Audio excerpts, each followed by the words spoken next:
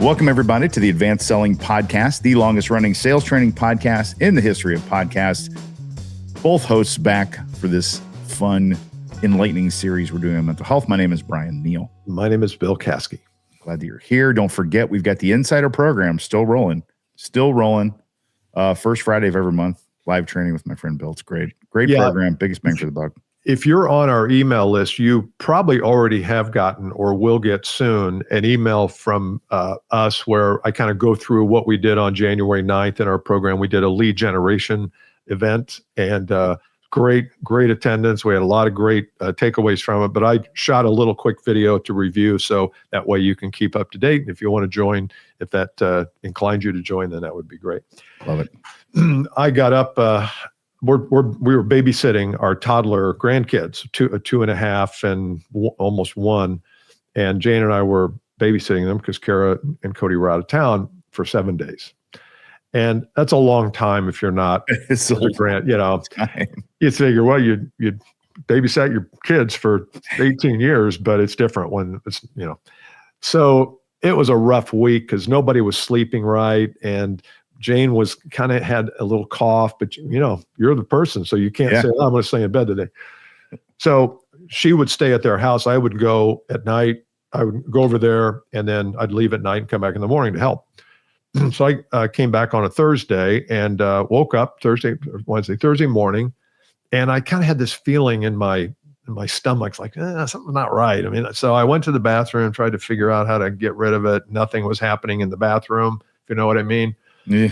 So I started feeling a little bit more nauseous. I'm like, oh, I better take care of this. So I went back to bed and took something with me in case something happened.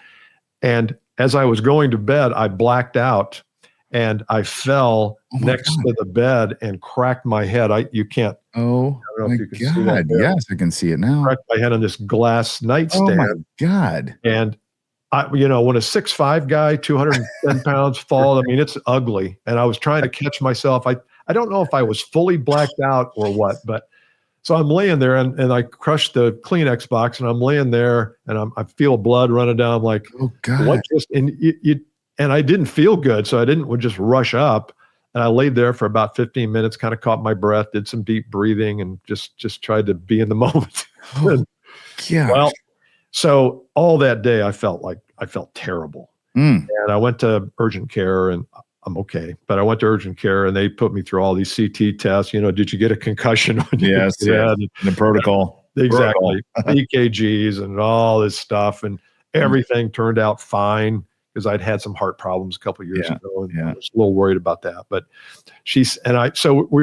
I was ending that trip. I was there for 3 hours. I said, so what's your analysis of what it was? You've gone through all these tests. Everything's great. She goes, well, we really don't know. We really don't know. Thank you. You might have had the flu.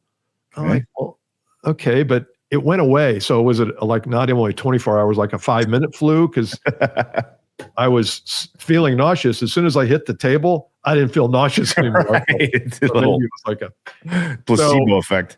Exactly. Yeah. So all is well, but Dang. And then for like the next day, there was something, and then the next 48 hours later, I woke up. But I've heard a lot of 24-hour bugs going around. Yeah, my daughter had one. She thinks. Did she? She actually puked, and she's 23. She hasn't puked. For a long time. Yuck! Sorry that happened. Yeah, well, it's scary. It's okay, and my grandson, who had been with me the night before, he did the same thing the next morning. He got up at 5 and he was very sick, but dizziness, faint. So I must have had something. And that's one of those deals where your daughter and your son-in-law come home and they're like, how was everything? Oh, it was great. Oh, it was not a problem. Everything was perfect. They were so good. Oh, what? I was shaving. I was trying to shave my eyebrows and just got a little to the left. No big deal. The kids were awesome. And if you got the GoPro camera, you're like, they're going crazy, screaming. You guys are yelling at each other like, oh no, it was awesome. So good.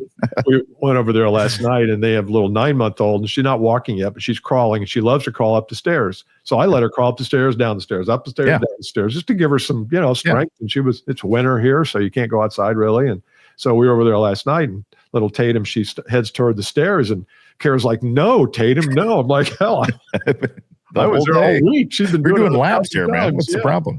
Oh, well, we don't want her climbing the stairs, though. Well, Yeah. she's climbing the stairs now.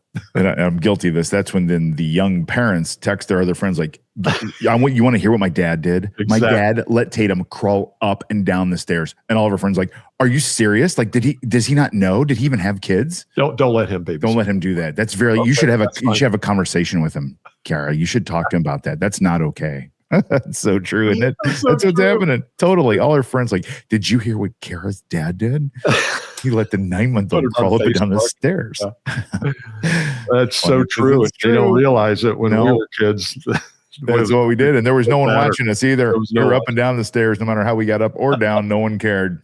Like, you hear something? I don't know what it was. Oh yeah, Bryan fell down the stairs. He's fine now. Unbelted, sitting in the back of the station wagon. In the little back. Gash on the side of his eye. He's fine.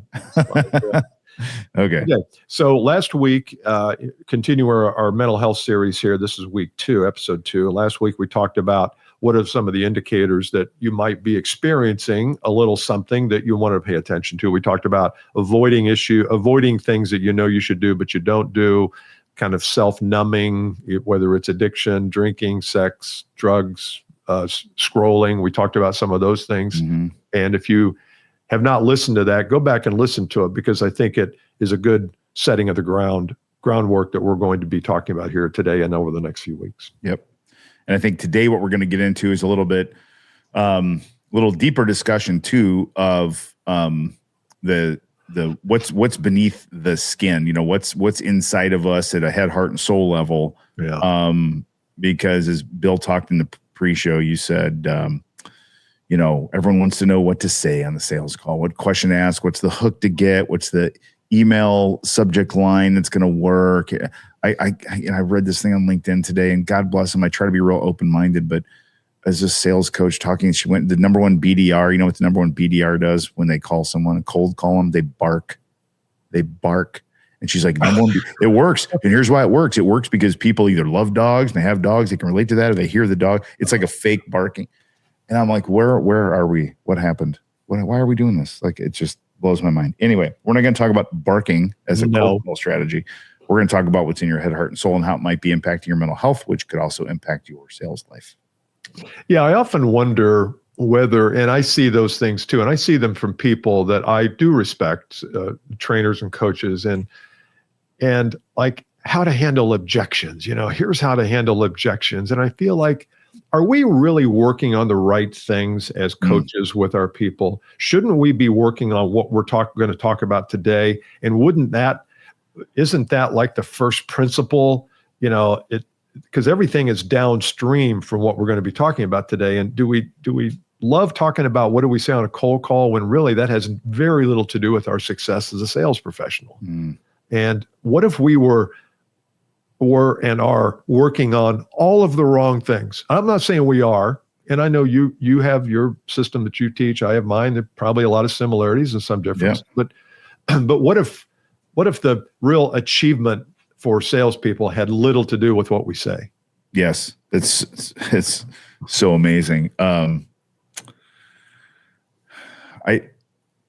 my own journey through this, and a lot of this I learned from you when we first started working together. We were reading books by a guy named Stuart Wilde, who's kind of a thinker, philosopher, Wayne Dyer, love, and all these things and it was all about how you think and feel on the inside to move to the outside thing.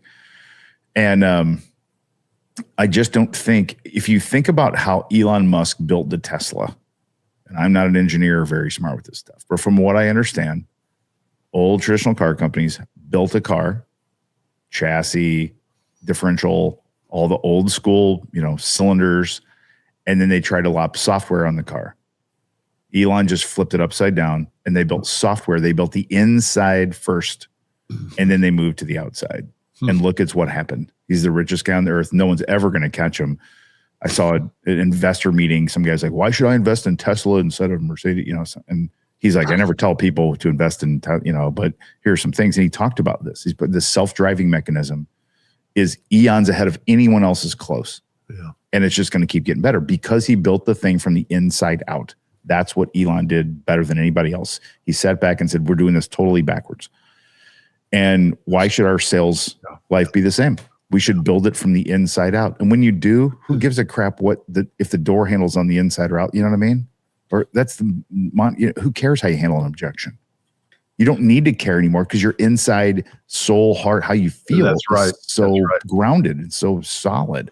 And so a lot of that gets back. I wrote the word down even before we started, is design. How do we design our mindset? How do we design our strategy? How do we design the sales conduct that we do when we're out pursuing business and networking? How do we design that? And we have defaulted to the design of the culture, which is, let's see, why am I thinking? We have done things the same way that we're not designing anything. All we're doing is replicating something that somebody 40 years ago designed. Well, when you go to a networking event, you got to put your hand out and smile and, be interested in them and offer to get them food from the cookie table or whatever. and really, I think we should all be a little bit more focused on, well, how do we design a life, a sales or business life that really does protect our well-being? Making 1,000 cold calls a day with all the things that come along with that is not proper design. It's just not good design. And so I like this idea. And part of that design is, how do we design our purpose? And why are we even doing this? Yes. Yeah. And I use eggshell analogy a lot here just because it's easy. But if you poke a pinhole in an egg and let all the goop drain out of it, and then you boil one and then hold the two of them next to each other, no one can tell which is empty and which is full. You can't tell on the outside. But on the inside, if you drop it, crack it, and that sort of thing. So I think the first hit on this, and we talked a little bit about last time, is starting to just reflect on, are there behaviors that are showing that maybe I'm not okay on the inside? Am I numbing? Am I doing things? Am I scrolling? Am I, having 4 drinks instead of 0? Those sorts of things. But then what to do about it? Now it's design time. So what do we do to design our sales life from the inside out? So, okay, so we go down this path here a little bit. I've got 3 or 4 things written down from a document that we started with here. And that is that we talk a lot about attachment and detachment. And I think if you ask people who have listened to this podcast over time, in fact, I had somebody here a couple of weeks ago, I can't remember who it was, but they've been a listener, and they said the thing that I learned the most was the concept of detachment, of detaching from the outcomes. Doesn't mean you're not interested in the outcomes. It just means you're not enslaved and entangled by them. You're not living and breathing differently if you get the deal versus not get the deal. So, but to me, that attachment comes because I'm putting so much emphasis on a worldly result and not enough emphasis on, well, what's the spiritual not approach, what's the spiritual context here?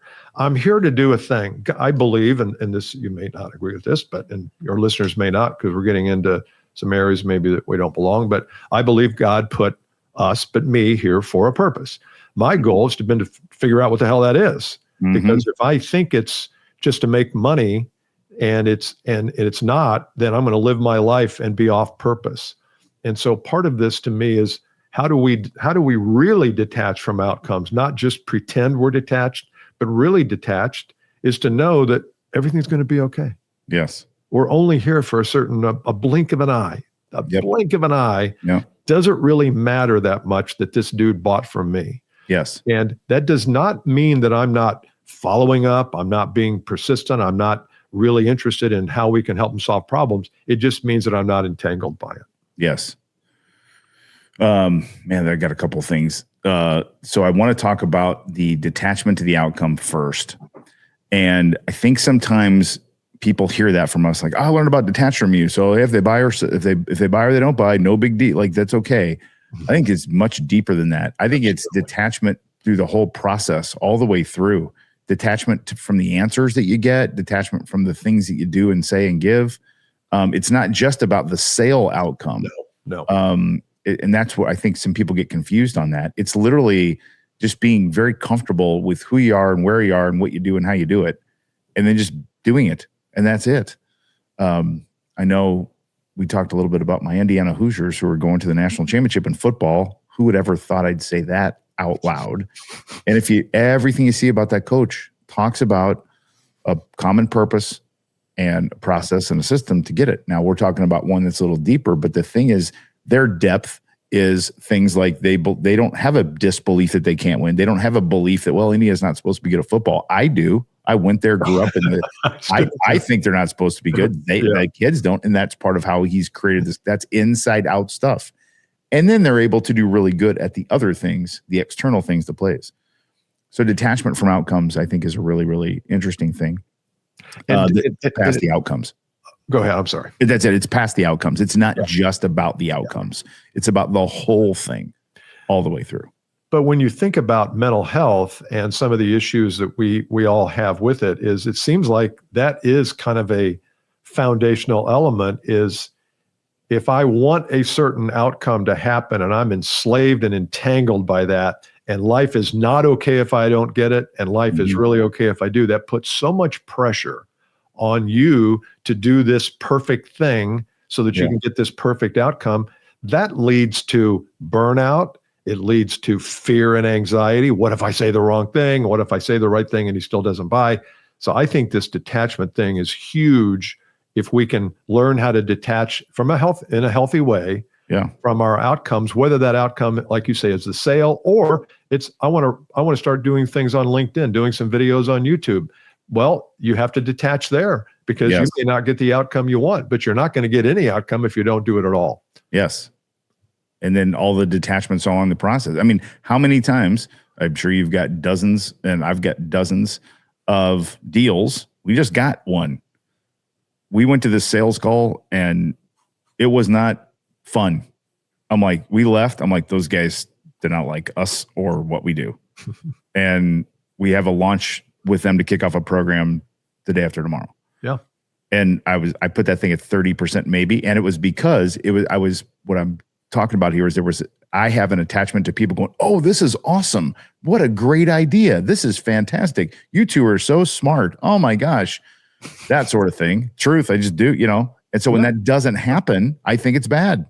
And in this case, it didn't happen. There was no gushy, super quiet, really hard questions. First thing they said was criticize something. First thing the guy said before he even met us, he said, Bryan from Blind Zebra. First thing he said was, your video didn't work. Just like that. We sent him a video and it had a password. We forgot to tell him the password. First thing he said, your video didn't work. Just like that. I'm like, oh God, this is no good. But I'm attached to people and, oh man, I loved your video. What a great idea. This is awesome. Yeah. But we still got the deals, the point. So it's a good lesson as I'm talking about it out loud that detaching through the whole, none of this stuff matters. None of that matters. And how many times you got guys that love you and they don't buy from you? Absolutely. That's probably more likely. You're so smart. Oh my God, Bill. Oh my God, Bryan. Oh Jesus. Yeah, we're going to go in a different talking about it. We're still talking about it. Yeah. But, So attachment to outcomes creates anxiety. And if we are truly interested in reducing anxiety, which anxiety leads to mental health problems, then we will learn how to detach from outcomes. Now, it's not something you just switch on and off, but I think one thing that's helped my clients, and probably yours too, is just notice. Just notice when you're getting a little bit too enthused, a little bit too attached, a little bit too, when do I bring up money and what do I say about it? And I feel like, man, if you're attached to bringing up money or the economics at the perfect time, you're probably operating from fear. Yes. And instead of that, let it flow. Let's say, look, we're going to talk about money at some point. We want to talk about it now or we want to talk about it later. I'm good either way. And let them be the determinant of that. And just think of the vibe that you give when now you're not afraid of anything. You're not afraid to talk about these things. And think about the confidence that gives them in you. Yes. We always talk about confidence that we have, but what about the confidence that we're eliciting from the prospect in us? And if we're afraid and walking on eggshells and and tiptoeing around topics because we're not sure when to bring it up or how to bring it up, think about it. That's not confidence for them. They're relying on you to come in and solve a freaking problem. If you're afraid to tell them the truth, how valuable are you going to be to them? Right. And it doesn't matter because the economics are just, if I need a new laptop and I've got $100 to spend, I can't get an Apple. I can't get a Mac. It would be nice if I could for $100, but I can't. A new one. Can't. And Apple's not saying, well, it's great at that. I'm like, no. It's just, it's such an interesting thing. And Apple's very confident who they are and what they are and how they sell it. Absolutely. Right? I mean, they just are. So let's talk about some, maybe we talk about some fixes here or some remedies. And we talked about spiritual, kind of the spiritual assignment, the divine assignment. I think that's one thing, is if you haven't thought about that recently, is spend some quiet time and say, why do I do this? If you're selling real estate, commercial real estate, if you're selling dental equipment, just ask yourself, what's the meaning behind what I'm doing? Is there any meaning behind just, I want to make a lot of money and I want to, and it's not just, I want to support my family. I hear that a lot. Well, the reason I do this is because I want to support my family. I always say, that's not good enough. Yeah. Let's go even back further and say, why are you doing this? You can support your family by selling pornography. Yes. But that's not in keeping with your values. So what is there about this job that you have now, the customers you have, the value you bring, that inspires you and you feel like there's something more spiritual than just monetary gain from it? It's awesome. It's really, really, really great. Two things on that comment. One is your value you bring to people may be unrelated to what you do or sell. So in other words, you may be the kind of person. We decided we love to give gifts. It's not one of my love languages, not one of Steph's, but we do a lot of that. We just feel really good about it. It's like an instant thing, and it has nothing to do with us being, sales coaches or sales ops people or anything like that. It's just a cool thing to do. It's a thoughtful thing to do. And I never know. I may never know. We may never know when we send the right gift to the right person at the right time because they needed it. They may never say a word. We don't care. Like, that's fine. But there's something about it that was special that made them think about it or whatever. You may have a situation where a buyer of yours is going through something that you went through. And you just, so to me, part of purpose is seeing that you're going to run into people for all sorts of reasons, and you need to let that happen. And then now I'm going a little deep on it. And I know, we're not like a religious show, but I'm going to kind of go here. I just think it's important to recognize something more divine than yourself. And you know what else? For the people who are just flat ass, no, it's a lot more fun. It is a lot more fun to believe in something and wonder about it than just go, nope, that's it. This is not very fun. It's more fun to think and debate and wonder and meditate and write and read. That's fun. It expands the mind and the soul. You just go, no, there's nothing more than us. This is it. You're like, okay, well, that was boring. So I just, and I'm a quantum mechanics geek, quantum physics guy. There's a whole lot of stuff that's coming out about it's really hard. Quantum entanglement is a thing where two particles that were used to be combined are, light years away, and you change one, the other changes. Okay. That's science. That's that's God stuff to me. So I think you got to go higher power in some way, shape, or form. I just do. Yeah. You said something there, that this whole idea of become obsessed. I heard something, when you're obsessed with the customer's problems and their situation and their dilemmas and how you're going to help them, become obsessed with that, then that doesn't leave any room for you becoming obsessed with whether they're going to buy from you or not. And if you're not obsessed, if you really don't care about your customers and don't care about whether they're smiling at the end of the engagement, then you're probably going to be obsessed with whether you get the deal or not.